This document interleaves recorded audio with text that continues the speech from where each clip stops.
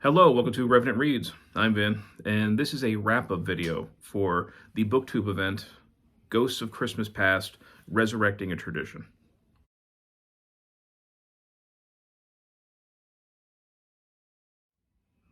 So this Booktube event is something that I had created, and really its purpose is to try and resurrect or readopt, especially for a new age, a new generation, the tradition that was very common in the Victorian age of reading ghost stories around Christmas time. And I've got a bunch of great co-hosts that went along with me. Their information will be down below. We also had a very lively Voxer group, a bunch of great participants. I want to thank all of those people who participated in that. And I just want to talk about the things that I read. So the main thing that I read was just ghost stories out of this. So there were different ways you could participate. You could participate in the group read that we did of Elizabeth Gaskell's The Old Nurse's Story, a pretty popular Victorian ghost story of that era, first published in the 1850s. You could also just read other Victorian ghost stories, or you could read more modern ghost stories. Really, the whole event was about the spirit of the thing rather than the particulars. So in this collection, which I had actually gotten this from a secondhand book sale, I think it was a library book sale, and I was really glad to get it. So this is put out by Oxford University Press, so it's the Oxford Anthology. This one was published, I think, back in the 90s, maybe. 1991, it looks like this edition came out. And the very first story is The Old Nurse's Story by Elizabeth Gaskell. I read the first 100 pages here.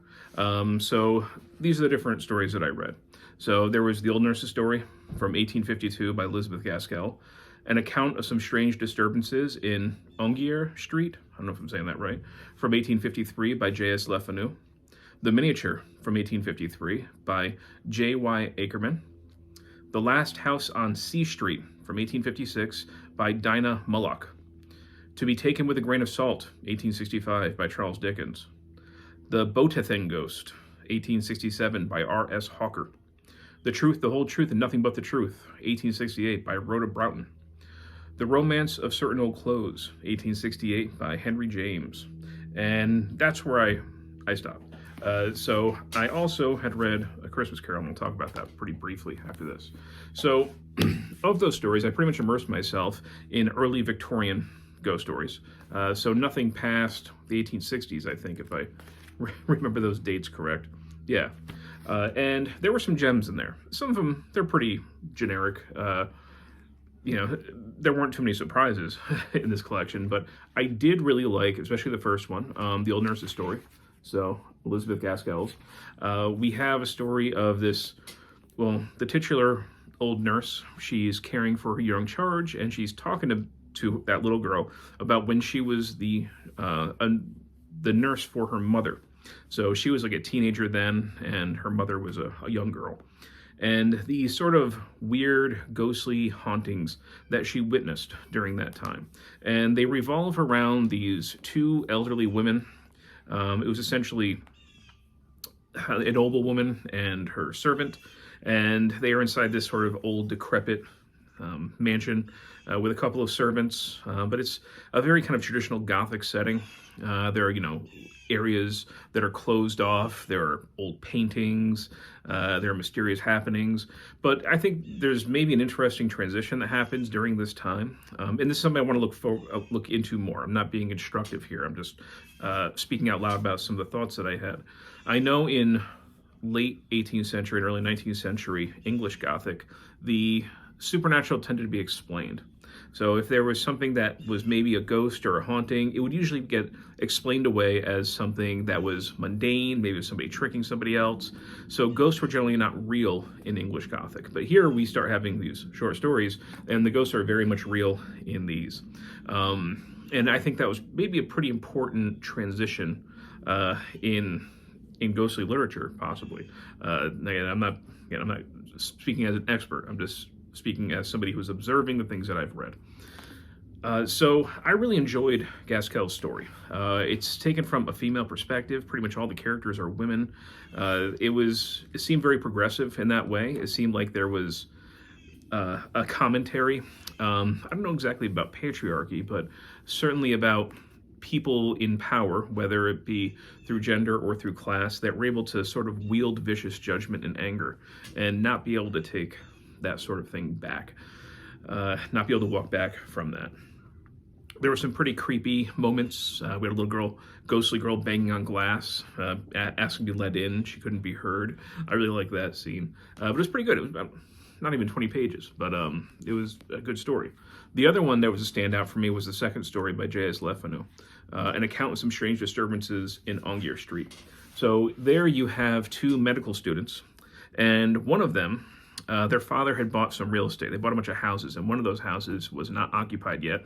So because that house was near their university, the narrator and his friend, the friend is the one whose father owned the house, decided to bunk up in there until it gets rented. And it is a strange house, and there are weird things that happen.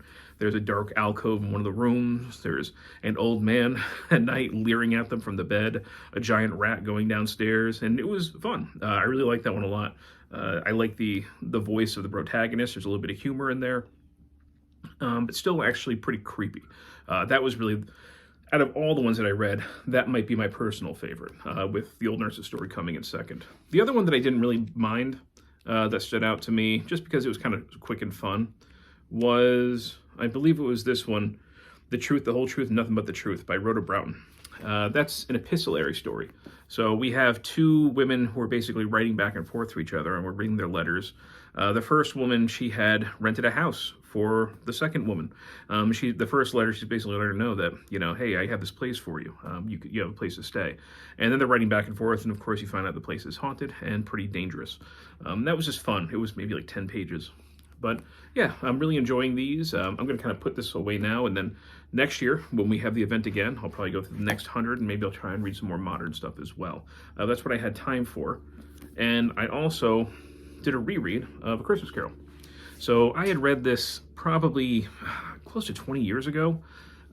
This is, I think, probably the first Victorian fiction that I read on my own, not being assigned or anything like that. And I have to say, I think my reaction was a little bit lukewarm. I was not used to the wordiness of Victorian literature. I'm not sure how else to put it. So I remember, to my embarrassment, having the thought of, if I reread it, I'd love to read an abridged version. This is not a big book, right? I thought that an abridged version would actually be better. I'm a much more mature reader, much more mature individual now. I'll have to say that, I'm now a father of two. I own a home. I'm out here in my backyard. I decided to do this outside because it's snowy, and my daughter is cleaning her room, and she has music really, really loud. So I had to come out here for a little bit of peace and quiet. And all that is to say that I think I'm a little bit more, sentimentality will work on me a little bit more here now. I'm more open to it than I was when I was in like my early 20s. So there's a certain undeniable charm to this whole thing as well. But one of the things I really focused on this time, because we're doing this Ghosts of Christmas Past, obviously the title is inspired by this book, was how Dickens described the ghosts. I thought he did a really good job with it. Each ghost is very unique, but he does a good job of suggesting this kind of weird otherworldliness about them. How the physics don't quite work on them like they would on Ebenezer or other individuals. I thought he did a really great job explaining or describing those ghosts. So yeah, really glad I reread this. I enjoyed it way more this time around than I did when I was in my early 20s. I think a little maturity goes a long way when you approach something like this. And I've always been a fan of the story anyway. But yeah, so that's what I read for Ghosts of Christmas Past, Resurrecting a Tradition 2024. We've got verse 100 pages of Victorian ghost stories in this Oxford Anthology, and we got A Christmas Carol by Charles Dickens. And if you've read any of these, or if you participated and want to share what you read, I'd love to hear about it. And as always, thank you, Booktube.